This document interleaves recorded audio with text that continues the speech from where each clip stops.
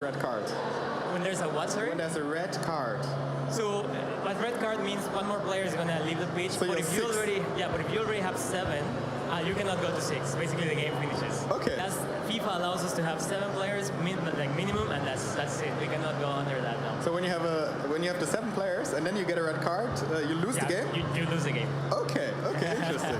Good question. So you have to be very careful with the tacklings then. Yeah, for sure. And now that they are playing, I can tell you a little bit about gameplay, what we're doing in gameplay. So we wanted to give more tools to our fans to control the game, to have more control in every moment, from the high-level tactics to every single ball touch. There's more things that you can do in FIFA 19. The first feature is the active touch system, and this is basically a rewrite on how the player approaches the ball and what animation it selects to get a good contact, to get a nice looking shot, for example. Oh, Timo just scored. First goal in FIFA 19 for him. Let's see. Let's go. 19, right? Yeah. In real life as well, right? Yeah. I think is it working right now? I cannot hear me. I guess. Okay. Yeah. Okay. So then I was saying the active touch system is going to create a lot of new animation variety. You're going to see things that you didn't see in previous FIFAs in terms of how the players stretch, the type of volleys, the type of shots that you see. And also the game is going to be more responsive because of this system. It also comes with other features like the flicks. I think you've seen it already, where if you flick the right stick, then the player is going to flick the ball anytime. The ball can be coming at you and keep it in the air or just on the ground, flick it to beat an opponent or just to start a volley by yourself. So put the ball in the air. Old Okocha flick, right? But just not as high, but similar. Yeah. There's something else though. If you press LT while doing the flick, you can bounce the ball on the ground, so it bounces over the player's head. Okay. And it's also very good to, let's say, a fancy way to beat a slide tackle. So just bounce the ball on the ground, which is pretty cool. There's also the disguised ball control, which is a fake. When you're controlling the ball is coming at you, and then you're faking you're going to control it that way, but last second you touch it this way. So it really confuses the defender. The defender goes there, thinks the ball's going to go there, but you exit the other direction. So it's really cool. So altogether, this active touch system really changes how the game feels from the first minute of play. Yeah, I can confirm that. That's good to hear. And then the second thing is the tactics. So it's a rewrite on how we do tactics in FIFA. And what it means is everything from the menus to all the options you're going to have in the game are new. What you see in real life, like teams playing possession or playing fast build-up, long balls, you will see those tactics in the game. Same for defending. You will see like high pressure or just drop back. Could be also pressure after you lose possession, or just a type of surprise type of pressure. Like if I know you're in trouble, I can go and put pressure now, so you don't have passing options, and then hopefully you lose the ball. Speaking of tactics, there are also quick options now to change your tactics without going into the menu, but just with the D-pad, correct? That's exactly the next part that I was going to mention. So you can customize your mentalities in the game. You always have like 5 mentalities, and then you can say exactly what each mentality is going to do. So it's basically like creating game plans. You say, okay, when I'm losing, I want to have this formation with these player instructions with these tactics. But if I'm winning, I want to have this other set of tactics. So, and then you access that through the D-pad. So that basically gives you instant control of your tactics without having to use one of your passes to go to team management. So I think that's going to be really, really important for players like these guys that are competitive gamers. So that means just more control, which is the idea behind FIFA 19. And then there's more features. The next one I want to mention is the time finishing.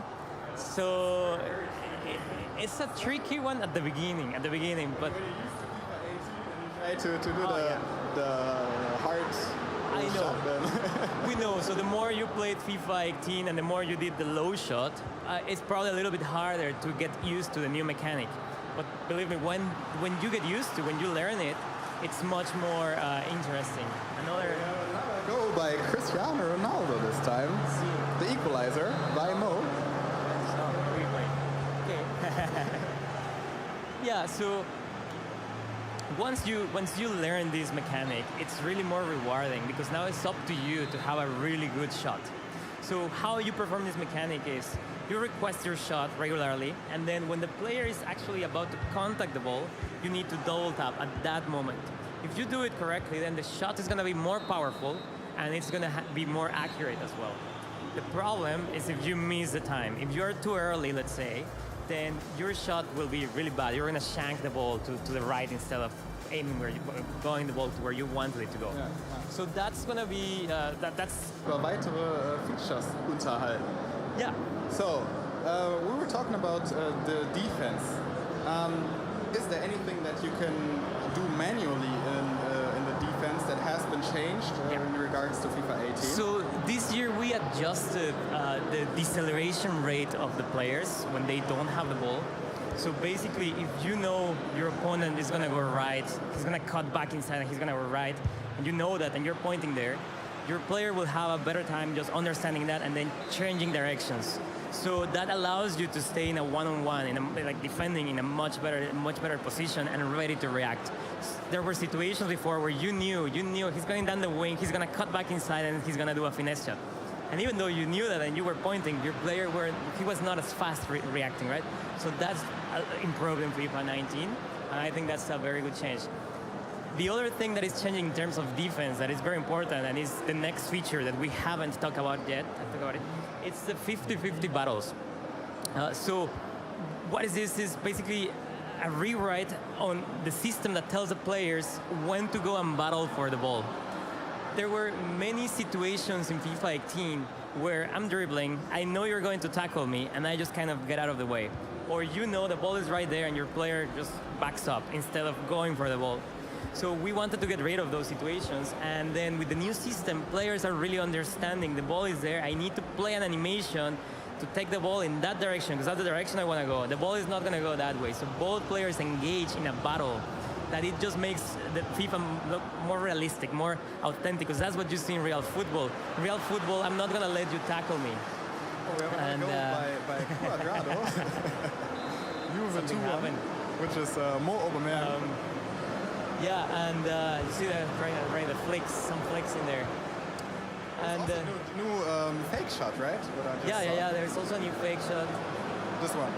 Yeah, they're doing all the new moves.